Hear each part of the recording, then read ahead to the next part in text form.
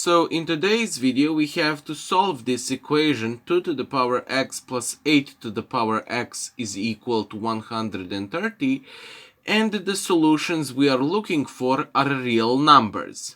This equation was part of an exam in university, so it's not that easy to solve. As you can see, x can be found in exponents of numbers 2 and 8, so we have an exponential equation. Every time we are dealing with the exponential equations, we know that at some point we are going to be forced to use a logarithm to solve for x. The only question is, when are we going to be forced into making such a step? Let's attempt to use a logarithm at the start of the problem. We're going to take a logarithm of the left side of the equation, so the argument of our logarithm is going to be an entire left side of this equation. And we are going to do the same thing on the right side of the equation. On the left side we have the sum in the argument of a logarithm, and the rule how to deal with this sum does not exist. There is no way to get x out of this logarithm in this step. So by taking the logarithm of this equation at the beginning has just made our problem harder. So taking a logarithm at the start of the problem is just not a good idea. We have to discard this idea and start over. The next idea we can try is to look at the numbers which are the base for an exponent x. We have number 2 in the base and we have the number 8 also, as we have 2 to the power x and 8 to the power x. There exists a connection between these two numbers. Number 8 can be written as 2 multiplied by 2 multiplied by 2, which is equal to 2 cubed. Let's now use this information. Our equation then gets transformed into 2 to the power x plus 2 cubed to the power x equals 130.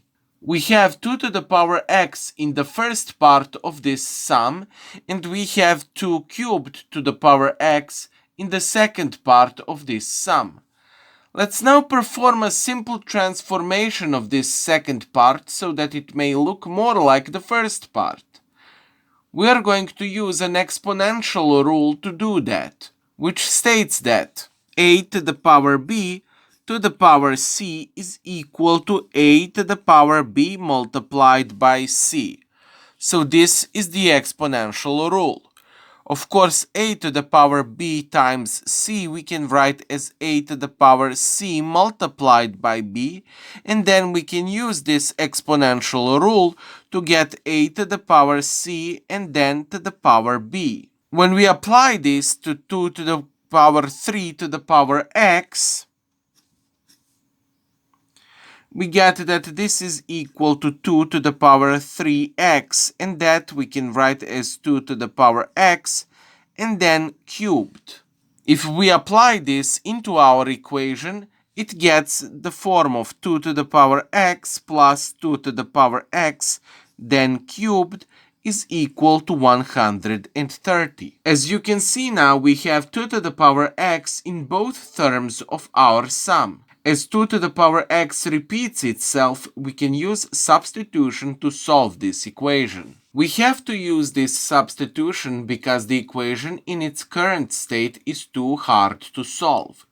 But using this substitution, we can make the problem to be simpler. The 2 to the power x part is what makes this equation difficult, and that repeats itself.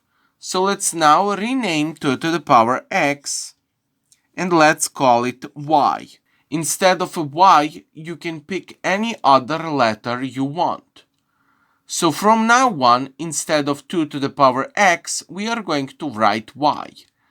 Using a substitution is a common way of solving equations which are a little more difficult, but have some sort of a structure like this one. Now we have that y plus y cubed is equal to 130. we are using the substitution in the equation we have. This equation is now much simpler. It is just a polynomial equation. It is not exponential anymore. And we have tools for dealing with polynomials. So let's solve this polynomial equation respectful of y.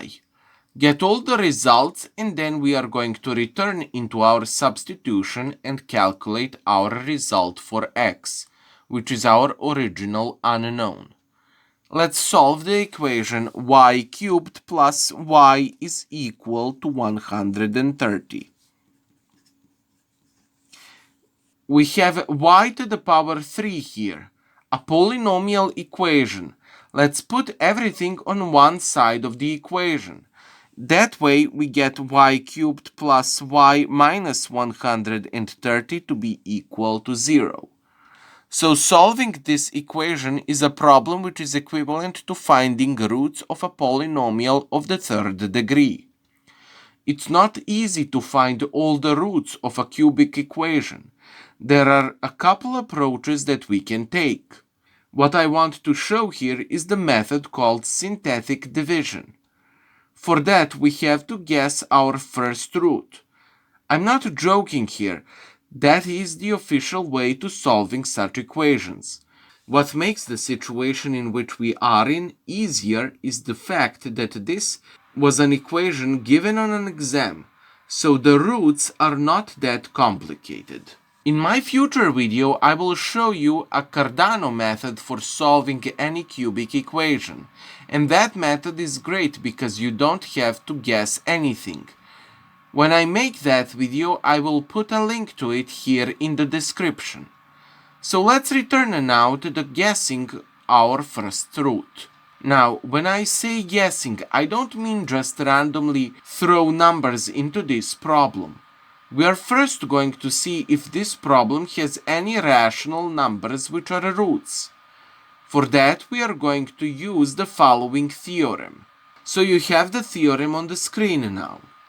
It is called the rational root theorem, and it states that if a rational number r over s, where r is an integer and s is a natural number, such that the grand common denominator between r and s is equal to 1, so r and s are mutually prime numbers. R and S are not prime numbers, they are mutually prime numbers. The root of a polynomial p, which is given here as a0 plus a1x, and so on to anx to the power n, which is a polynomial where coefficients are integers, such that a0 and an are neither 0. Then s has to divide an, and r has to divide a0. Now the consequence of this theorem is the statement, if r is an integer, is a root of a polynomial p, then r has to divide a0. And that consequence is exactly what we are going to use to solve this problem. And let's graphically represent this consequence in a Venn diagram. So we have r, which is an integer, and that is a root of a polynomial p. Then r has to divide a0. And what we are now going to do is we are going to find all numbers r which are divisors to the number a0. And as you can see, in our case, according to the theorem we are using, an is equal to 1 and a0 is equal to negative 130. Number s from our theorem has to divide an, which is equal to 1, and that means that s has to be 1. And that really simplifies what we have to do here. Now r has to divide number negative 130, which is equivalent to r being a divisor of number 130. So we are going to list all the numbers which can divide 130. And first of all, that is number 2, and by dividing 130 by 2 we get 65. The next divisor is number 5, so we get 13, and then the next divisor is 13 to get 1. So the divisors of number 130 are numbers plus or minus 1, plus or minus 2, plus or minus 5, plus or minus 10, plus or minus 13, plus or minus 26, plus or minus 65, and plus or minus 130. And these numbers, if we look at them as a set of numbers, well, that set is where our number r belongs in.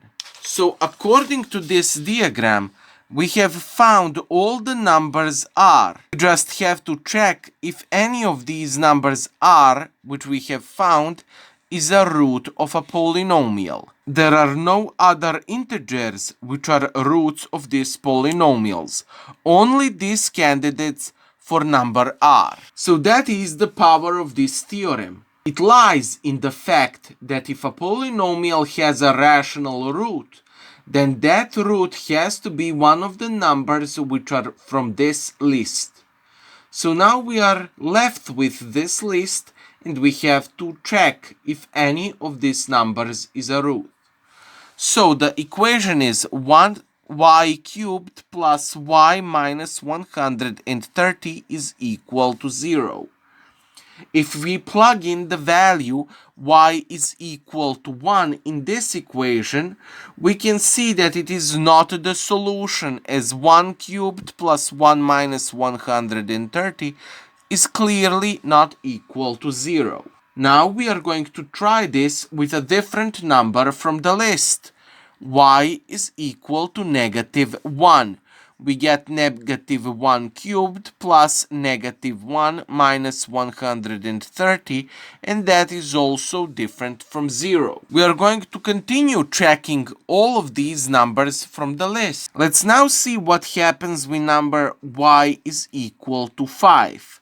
We get 5 cubed plus 5 minus 130, and that is equal to 125 plus 5 minus 130, and that is equal to 0. So y is equal to 5 is a root.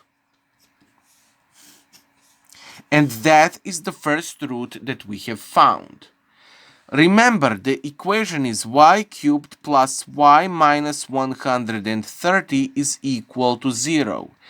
And according to the Gauss's theorem, which is called the fundamental theorem of linear algebra, a polynomial of degree 3 has exactly 3 complex roots. We have found one, which is number 5. So we have to find the 2 other roots. They can happen to be real numbers, but they can also happen to be complex numbers. So let's see how we are going to do that. We are using the synthetic division method. So let's write number 5 in a little box like this. And let's use the table. This table has coefficients of our polynomial. So this polynomial has a part with y cubed, it has a part with y squared, it has a part with y, and then it has a constant. In our equation, number in front of y cubed is 1. So we are going to put 1 in our table. The number in front of y squared is 0. The number in front of y is 1, and the constant is negative 130. This is how the method is used. We are going to drop the number 1 down here. Now we are going to multiply this 1 with the number 5 from the box and write it here. Now we are going to add 0 plus 5 and write our result in the table. Then we are going to repeat. We multiply 5 by 5 and get 25. If we add 1 to 25, we get 26, which we are going to write in the table. The last time we are going to multiply 26 by 5, which is going to give us 130. And then we are going to add these two numbers. So negative 130 plus positive 130 is going to give us 0. It is great that these last two numbers add up to 0. So 0 is our remainder. Everything is great if you get 0 as a remainder, because then you know that this number in the box is really a root of the polynomial and that you didn't have any mistakes in your calculations so far. This 0 is not important. What we need are these three numbers before it. 1, 5, and 26. That is because we have to find more roots. In order to find new roots, we need a new polynomial and a new equation to solve. And these numbers are going to give us that new polynomial. We had y cubed in the beginning. So for the new polynomial, we have to decrease the exponent by 1. So we are going to get something multiplied by y squared plus y plus a constant. And these numbers here, 1, 5, and 26, are now the coefficients. So 1 goes in front of a y squared. The number 5 goes in front of the y. And 26 is our constant. As you can see, this is our new polynomial. So let's get the roots of this polynomial. We are solving an equation y squared plus 5y plus 26 to be equal to 0. We have a quadratic equation here. We can check if the numbers here are simple enough to use factorization. But 5 and 26 are not easy to work with, so that plan fails. So just take the quadratic formula to solve this equation.